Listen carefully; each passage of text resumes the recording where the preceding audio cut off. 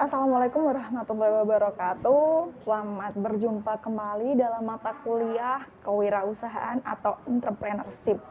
Dan ini untuk pertemuan kedua kita. Dan kali ini kita akan membahas apa saja sih karakter yang harus dimiliki oleh seorang wirausahawan. Nah, baik.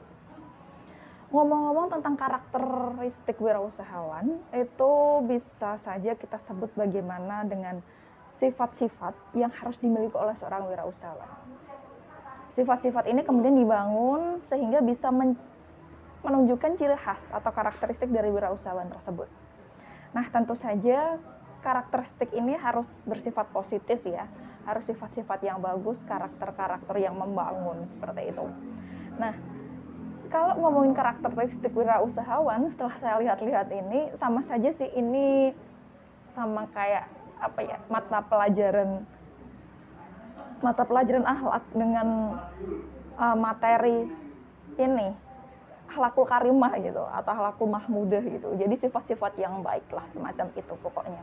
Tapi disesuaikan lagi, ini adalah sifat-sifat baik yang bisa mendukung proses wirausaha atau proses entrepreneur itu sendiri. Nah, apa saja itu? Oke, kita mulai. 1. Percaya diri. Apa sih itu percaya diri gitu? Pasti kalian lebih paham ya, dan kalian pasti juga lebih tahu kalau kalian bercermin ke diri kalian itu tipe orang yang percaya diri apa tidak, itu yang tahu kalian sendiri. Oke. Nah, percaya diri ini biasanya adalah sifat-sifat yang dimiliki oleh seseorang, di mana seseorang itu merasa mantap dengan dirinya sendiri, kemudian tidak mudah terperdaya oleh pendapat orang lain. Namun meskipun tidak mudah goyah dengan pendapat orang lain, dia tetap terbuka dengan kritik dan masukan yang ada. Kemudian juga dia ini orang yang percaya diri itu, dia tidak mudah untuk terburu-buru untuk mengambil keputusan. Karena dia percaya dirinya sendiri, dia kemudian perlu menganggap bahwa pertimbangan dirinya sendiri itu penting dalam mendapatkan keputusan. Kemudian orang yang percaya diri itu independen, mandiri, dan kemudian dewasa. Independen maksudnya dia itu tidak bergantung dengan orang lain, tidak bergantung dengan pendapat orang lain. Nah, ini ya, ngomongin tentang wirausaha, yang namanya nanti kalau ketika berwirausaha, yang namanya omongan orang, cemoohan orang itu pasti datang dengan berbagai macam cara. Nah, inilah pentingnya sikap percaya diri dalam membangun dan menjalankan usaha, agar kita tidak terperdaya atau tidak terpengaruh dengan pendapat dan komentar orang lain. Jadi kita percaya pada diri sendiri bahwa kita itu mampu untuk melaksanakan atau mewujudkan goals atau tujuan dari usaha kita. Nah, kalian pasti sering ya mendengar cerita motivasi yang dalam cerita tersebut itu orang-orang yang diremehkan, kemudian orang-orang yang dianggap gagal, tapi ternyata mereka bisa berhasil. Nah, modul pertama mereka itu yaitu percaya diri, percaya bahwa diri mereka mampu untuk melakukan itu semua. Selanjutnya yaitu target oriented. Target oriented atau orang yang berorientasi kepada hasil. Jadi orang yang target oriented ini, mereka itu biasanya berpikir secara aktif dan beraksi. Mereka tidak hanya sekedar berpikir ya, tidak hanya sekedar merencanakan, tidak hanya sekedar berkonsep, tapi mereka juga langsung eksekusi gitu di lapangan. Jadi punya ide apa, kemudian mereka langsung eksekusi di lapangan karena mereka ingin targetnya itu segera tercapai. Nah, orang yang target oriented ini juga orang yang rajin membuat dan mempengaruhi target hingga perencanaan.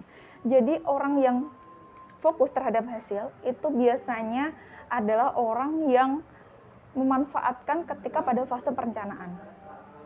Karena mereka tahu mereka harus targetnya harus berhasil, jadi mereka harus membuat perencanaan yang bagus.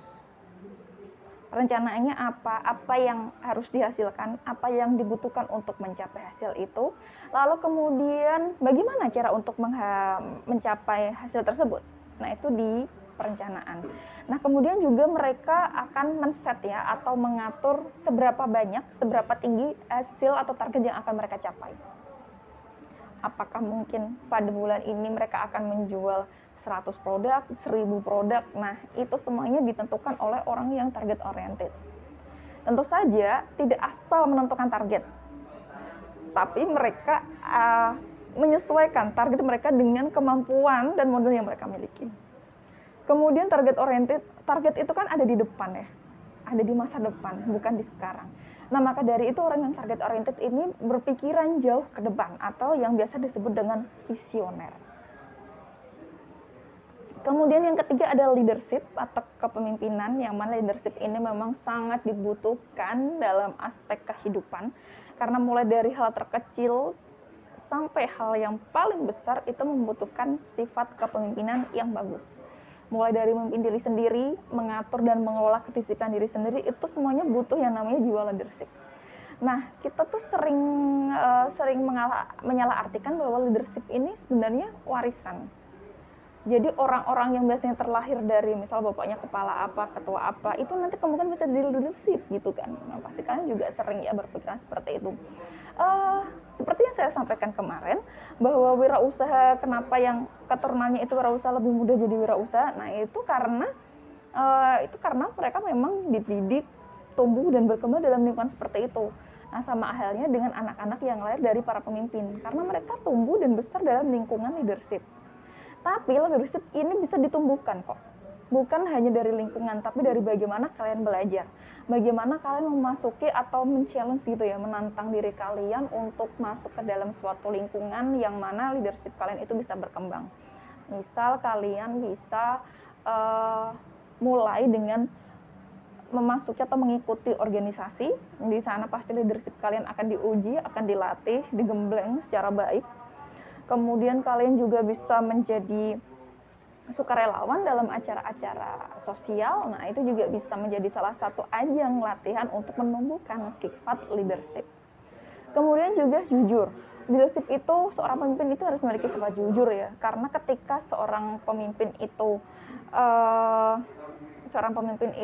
ketahuan berbohong atau melakukan kebohongan, kemudian tidak jujur, maka kemungkinan besar setelah dia ketahuan berbohong akan sulit lagi untuk dipercaya oleh orang lain. Kalian pasti udah paham lah ya hal-hal semacam ini. Nah, kemudian integritas. Ini juga hal yang sangat penting dimiliki oleh seorang pemimpin. Begini, kalian pernah nggak sih dengar kalau yang namanya korupsi itu wajar kok dilakukan oleh orang-orang karena orang itu memiliki kesempatan? Iya kan, misal ada pejabat tinggi gitu ya, dia punya kekuasaan besar, kemudian dia punya potensi untuk korupsi dan kemudian dia melakukan korupsi. Banyak orang yang ya gimana ya, itu memang ujian sebagai seorang pejabat gitu. Nah, tapi ketika ada seorang pimpinan yang memiliki integritas, pasti dia tidak mau korupsi. Nah, inilah teman-teman ya, bahwa yang membedakan seorang koruptor dengan seorang pimpinan itu ada integritasnya. Integritas ini tidak hanya berkaitan dengan korupsi, tapi hal yang lain. Integritas ini menjauhkan kita dari hal-hal pelanggaran gitu. Integritas akan menjauhkan kita untuk melanggar aturan. Integritas itu akan tetap membawa kita ke jalur on the track di jalur yang benar, jalur kebajikan, seperti itu. Kemudian cerdas dan antusias. Tentu saja ya, seorang pemimpin itu cerdas. Cerdas itu bukan dalam artian IPK-nya 4, IPK-nya 3,8, bukan seperti itu. Itu hanya sebatas kecerdasan, bukan sih. Mungkin kalau secara nilai itu bisa disebut sebagai kecerdasan kognitif ya. Tapi cerdas di sini tuh segala macam.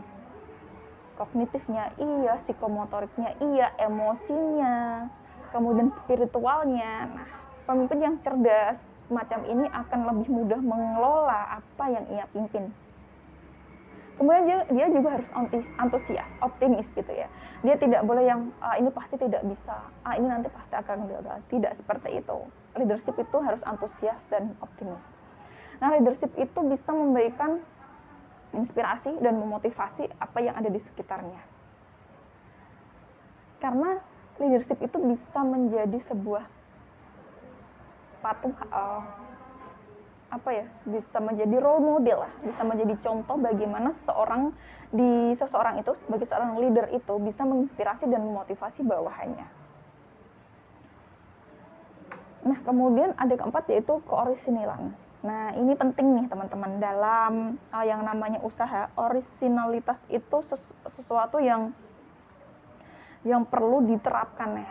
Kalian ada yang fansnya Yonglex, oke. Kalau misal ada yang fansnya Yonglex, kemarin kan Yonglex itu lagi kena kasus ya. Dia dianggap plagiat salah satu boyband, kalau nggak salah boyband atau penyanyi yang ada di Cina. Nah, ya sempat ramai gitulah di media sosial. Nah gini, yang namanya seorang wirausaha itu harus memiliki ide yang orisinil. Ide orisinil itu bukan berarti terus ide itu baru awalnya benar-benar kalian temukan atau kalau yang pertama sekali menemukan itu namanya inventor ya. Tapi kalau orisinil itu tidak semacam itu. Orisinil itu bisa merupakan ide yang dari ide orang lain kemudian dimodifikasi atau dikombinasi dengan ide yang lain. Jadi kalau mau orisinil itu caranya boleh ide orang lain, tapi harus dimodifikasi dan dikombinasikan. Bukan mentah-mentah satu itu ide saja. Itu namanya plagiasi. Nah, disinilah orisinalitas ini bisa mencerminkan tingkat kreativitas seorang. Maka dari itu, orisinal ini memang sesuatu yang sulit ditemukan ya. Banyak sekali wirausahawan muda yang sukses karena mereka berhasil menciptakan ide yang orisinil. Contohnya apa ya, yang bilang banyak sekali tapi masih nanya contohnya apa ya? Oke. Contoh yang orisinil itu misalnya Gojek. Gojek itu dia memang mengadopsi idenya Uber ya. Jadi memanfaatkan bermitra dengan pengemudi yang lain. Nah, tapi Gojek kan juga berinovasi, memodifikasi nilai tersebut. Memodifikasi ide-ide tersebut sehingga lahirlah ide orisinal dari Gojek. Atau misal teman-teman penyanyi apa gitu, misal ada lagu dari Korea yang kemudian covernya itu pakai musik gamelan atau mungkin covernya dipakai ada instrumen keroncong. Nah, itu bisa menjadi bentuk orisinil karena dimodifikasi dan dikombinasi dengan hal lain. Kemudian seorang pemimpin itu juga harus kreatif. Dia harus menciptakan ide-ide baru, ide-ide yang fresh sehingga itu bisa diterima oleh masyarakat atau calon customer-nya. Karena masyarakat atau customer ini pasti cenderung malas untuk menerima ide yang biasa-biasa aja. Makanya harus menciptakan ide yang kreatif. Nah, kreatif ini diantaranya dia ada cerdas ya, seperti seorang pemimpin tadi. Kemudian open minded ini maksudnya karena dia kreatif, dia harus terbuka dengan segala pemikiran, harus menerima masukan dari luar sehingga dia bisa terus menumbuhkan, terus mengembangkan ide-ide kreatif yang akan muncul. Kemudian juga harus objektif ini maksudnya pikirannya itu harus objektif itu pikirannya itu tidak terganggu oleh argumen-argumen lain gitu. Karena objektif itu lawan katanya subjektif ya. Jadi objektif itu lebih menekankan bahwa pikiran itu harus independen, harus mandiri. Tidak mudah terpengaruh oleh orang lain begitu. Oh, 5 aja ternyata. Sebenarnya ada banyak sekali ya karakteristik yang harus dimiliki oleh seorang wirausahawan. Kenapa saya ngasih 5? Karena saya ingin mengajak kalian juga berpikir, kira-kira karakteristik apa saja yang harus dimiliki oleh seorang wirausahawan. Nah, saya minta ke kalian silahkan untuk melakukan couple discuss yang topiknya adalah karakteristik apa saja sih yang harus dimiliki oleh seorang wirausahawan di luar 5 karakter yang sudah saya jelaskan. Dan kenapa karakter itu penting untuk wirausaha? Minimal 2 karakter ya, 2 karakter yang bisa mencerminkan sifat kewirausahaan. Kenapa 2 karakter itu? Silahkan didiskusikan. Nah, kemudian meskipun kita pasti sering mendengar konsep dan teori bagaimana seorang wirausahawan itu harus berkarakter gitu. Tapi ternyata wirausahawan Indonesia itu juga memiliki kelemahan. Nah, kelemahan wirausahawan Indonesia ini bersumber pada kehidupan penuh raga. Ini fisik. Penuh raga itu ya material gitulah ya. Kemudian kehidupan tanpa pedoman dan orientasi yang tegas. Ini menurut Rano Panjoyo. Nah, misalnya gini teman-teman. Kita sering melihat bahwa wirausahawan, apalagi mereka yang baru merintis, itu godaannya pasti banyak ya. Kadang misal gini, ada seorang pengusaha jualan membuka coffee shop gitu ya. Dia baru buka coffee shop. Kemudian returnnya, keuntungannya sudah, modalnya itu sudah balik. Modalnya sudah balik, kemudian dia baru dapat keuntungan. Misal keuntungannya katakanlah 5 juta gitu ya. Nah, tapi karena dia ini tuntutannya banyak, kemudian godaannya banyak, 5 juta itu tidak diputar kembali untuk menjadi modal, tapi malah dibuat untuk keperluan konsumtif. Misal beli iPhone lah atau apa, meskipun 5 juta itu nggak cukup ya buat beli iPhone, terus beli tas mahal atau apa. Nah, itulah salah satu bentuk kehidupan penuh raga atau materialistik. Karena sebenarnya balik lagi, seorang wirausahawan itu harus punya leadership untuk dirinya sendiri, mengontrol bagaimana dirinya harus bersikap, harus bisa mengelola usahanya tersebut. Jadi tidak yang semata-mata langsung membelanjakan hasil keuntungannya, seperti itu, bukan. Nah, selain itu kelemahan wirausaha Indonesia yang lain seperti sifat mental meremehkan mutu. Nah, ini sering ya, apalagi orang-orang yang tidak peduli terhadap branding produknya, mereka itu cenderung meremehkan mutu. Jadi misal contohnya ada pengusaha kue gitu, pengusaha kue yang dia akan membuat kue, tentu saja butuh tepung, misal tepung terigu gitu ya. Karena dia meremehkan mutu, akhirnya yang dipakai itu tepung terigu yang kualitasnya tidak bagus. Yang mana akhirnya hasil kuenya itu tidak terlalu enak gitu kan. Nah, akhirnya yang karena memakai bahan yang kurang bermutu ini, maka otomatis kualitas produknya juga menurun, dan ini akhirnya bisa menurunkan brandingnya karena dia meremehkan mutu. Kemudian suka menerabas ini suka menyerobot gitu ya, maksudnya misalnya menyerobot orang lain, atau menyerobot target pasar orang lain. Nah, ini juga merupakan hal yang tidak bagus ya, karena sebenarnya pangsa pasar itu memang perlu diperebutkan, tapi tidak harus dengan cara yang curang. Misal nih ya, pengusaha-pengusaha yang sudah besar itu kan, mereka ingin membuka perkebunan sawit, yang mana perkebunan sawit itu biasanya harus melakukan penambangan hutan secara masif, yang mana penambangan hutan ini akan berefek tidak baik pada lingkungan. Nah, ini adalah salah satu contoh sifat mental suka menerabas. Ya mungkin memang